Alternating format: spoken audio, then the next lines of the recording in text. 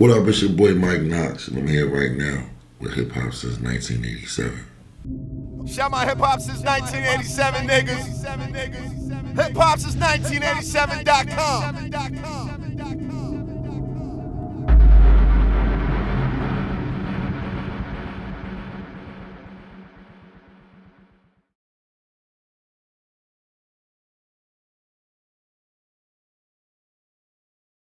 What's good? It's your boy Rick Dange here with somebody that I've known for a very long time. Oh man, my man Mike Knox. Finally, we made it happen. Yeah, we made it happen, man. You know, we were talking off camera. You was telling me, that the halfway was like holding you back from doing the interviews at first. Yeah, like it was a thing. Like I think they was more so upset from me actually leaving the federal prison and the Sprinter and all that kind of stuff. Right. It was a lot of. It was a lot that entailed with that. So by the time they actually wanted to send me back. For real? Yeah, they wanted to send me back. For the Sprinter video? For the footage and the Sprinter and all that stuff. So when I got to the halfway house, it was like a big thing. And then they had the people there. So, you know, like the supervisors and stuff was like telling the staff they can't have phones and they can't take pictures of it. It was crazy. It was It was overboard. I mean, you did make a movie when you came out. Yeah, so they kind of like muffled me from doing interviews with everybody, and I couldn't do nothing for a little bit. Right. So, yeah, but we here. Okay. Now, first off, welcome home. Yeah, for sure. I definitely like what you're doing. As soon as you got out, you hit the ground running. I always see you working and promoting on your page. Yeah. You really haven't wasted any time since you got out. What do you feel like some of the biggest differences in the streets between now versus before you went in? The difference as far as the street or music? We're going to talk about music. Musically, I feel like it's changed. You know, it's changed in a way that I think people are so caught up in trying to get the house for their mom. Sure. That when they hear a particular record going, they be like, yo, that's how I got to go. Right. Instead of just being yourself. Right. You know what I mean? Letting it come naturally. So I think that's the difference. It's not a lot of originality out here. Okay. You know what I mean? It's just different. More clones in this era. Yeah, it's a lot of that. And I mean, it's no disrespect to what they're doing, but I don't get that word.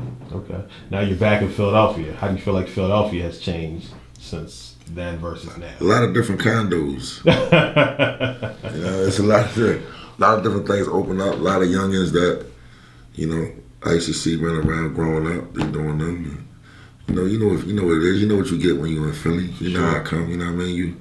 It's the trenches. You know what I'm saying? You just gotta adapt to what's going on. Right, for sure. Now, how did you actually get your career started in Philly? I actually, you know what's crazy? I actually got my first looks was right from Cosmic Kev. Shout out to Cosmic Kev. Like, and I always say this because, like, you know, when people say different stuff, like, yo, if it weren't for Cosmic Kev, you'd have never heard me. You know what I'm saying? Like, real shit. You'd have never probably even knew Mike Knox until later on down the line with this internet thing. Because before, you had to be like one of them guys. So I was doing a lot of freestyle with a lot of the guys in the city that had names. We was catching. You know what I'm saying? Okay. Now, growing up, who did you consider like the top rappers or the top rap groups? The top rappers growing up. If I say that, I might show my age. I ain't gonna go too far, but you know, Biggie was my favorite. Okay. You know what I mean? Biggie was my favorite. You know what I mean? Now, you dropped a few songs and a few videos since you've been home. Right. What are you currently working on? Right now, I'm currently working on my album. It's called Hunger for Success. Okay. So we slated to put that out pretty soon. So we just tapping the water. I think I was throwing out records just for the simple fact, you know, I've been going 7 years. Right. So being going 7 years, people be like, yo, he rapping? Oh man, he ain't got it no more. He washed up. You got to show him. So I said, let me tap their chin a little bit and let them see what's going on before they make that, you know what I mean, decision. Right. So, you know, we just getting ready, we gearing up. All right, so what should we expect from this project? You can expect a lot. This project is for people to it's not just about talking shit. You know what I mean? It's about substance. It's about realness. You're gonna feel some vulnerable, you know what I mean, things. I'm gonna have some vulnerable spaces, some things that I'm gonna talk about that you're like, oh shit, I didn't know that happened to you. I didn't know you dealt with this. So you know what I mean? So it's like I'm gonna give you all of that. You know what I mean? And I'm gonna give you what you want to hear too. I'm gonna give you the street talk and all that, but I'm gonna give it to you in a space where, like, to pick your poison. Right. You know what I'm saying?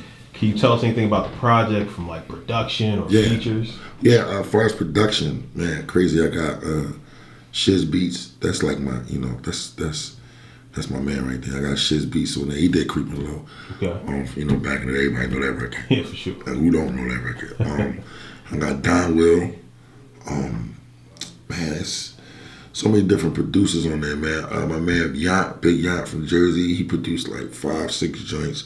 Don Will produced a lot of joints. It's like I got so many records to actually just sit down and go through. Right. You know what I mean? It's just crazy.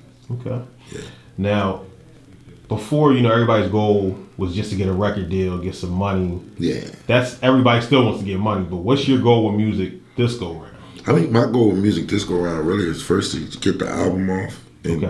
I got my own label. I created my own label called Free Lane Entertainment. Okay. That's, LLC Incorporated, things like that. So, my thing is like, I've always been a boss in my own right. You know what I mean? I never had nobody running around investing no paper in me. I invested my own paper. For sure. You know what I'm saying? From day one all the way up. For sure. So I never really understood that. I never really understood having nobody running around the street saying they got 50,000, 60,000 tied up in my career or whatever. And that's no disrespect to nobody, but you got to come at me with a boss play. That's the only thing I'm gonna respect. You know what I'm saying? Okay. Now, are you looking for artists? I mean, y'all seen me do that.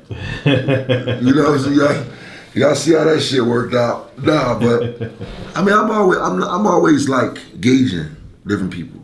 You know what I mean? I think I'm kind of pulled back on helping a lot of people because the loyalty. Right. You know what I mean? Everybody make mistakes though, so we'll see. You know what I mean? We've been talking to G and Philly, we've been talking, so we'll see. Okay. Now you say you did that before. You're referring G Unit Philly. Right. First of all, how did you meet 50 Cent? I met 50 Cent through my OG Steve Brody.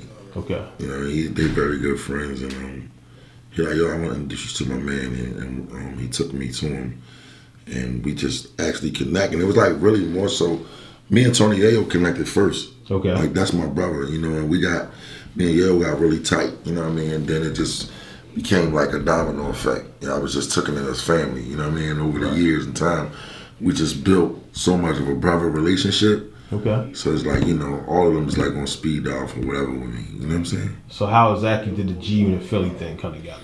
Yo, what's crazy? That was actually an idea Yayo came up with. Okay. Well, shout out to Tony Yayo for that. Yeah, because he's like, yo, you should do the G Unit Philly shit. Like, if anybody could do it, you could do it. Right. I'm like, hey, like, man, you should do it. And that's like, I'm gonna go get it together and get it right. There was a lot of hate behind it. A lot of people didn't want to see it happen. But, a lot of hate from people in the industry or people in Philly, like Philly, definitely Philly. There was a lot of, like, behind closed doors, a lot of people that didn't want to see it happen.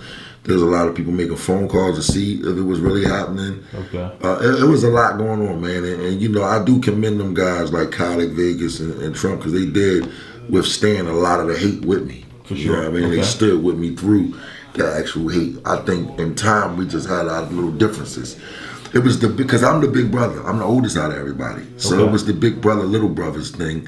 You know what I mean? And sometimes the big brother would be wrong. You know what I mean? But I'm like, fuck that. It's just what it is. You know what I mean? But we bumped heads, but it's all love. Okay. It's all love. Have you ran into any of them? It's crazy. The only one that I've actually seen is Vegas. Okay.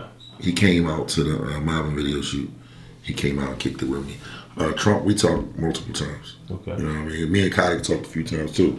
So, everybody's in a different space in their life at this point. But it's not a hard process to get me to get them there. All right, so it's a possibility you could put that back. That's I could make that happen in 10 seconds. That's not enough. Now, would you want to add any new members to it, or just be? Nah, I wouldn't do that. Okay.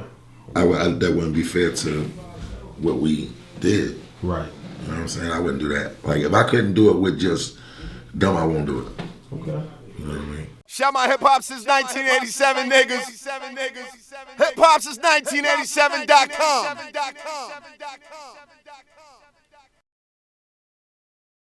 Yeah. I was there when Drake first came through. You know what I'm saying? That nigga came through professional as a motherfucker. Yeah. Like, for real. I ain't even gonna stat. You know what I'm saying? For real, that nigga came through for folio. So your time there during that period, was how? You know, how was your time there during the period? You know, dealing with the whole Cash Money emergence going to It was, the next I ain't gonna, like, we did our separate thing from them. You know what I'm saying? Like, we wasn't, you know, like, so much, like, intertwined with whatever, you know, Baby and them and shit was doing. You feel me? Like, we was, you know, like, in our own shit. You know what I'm saying? We had our own, you know, studio sessions, booked our own, you know what I'm saying? You know, going on the road doing our own shows.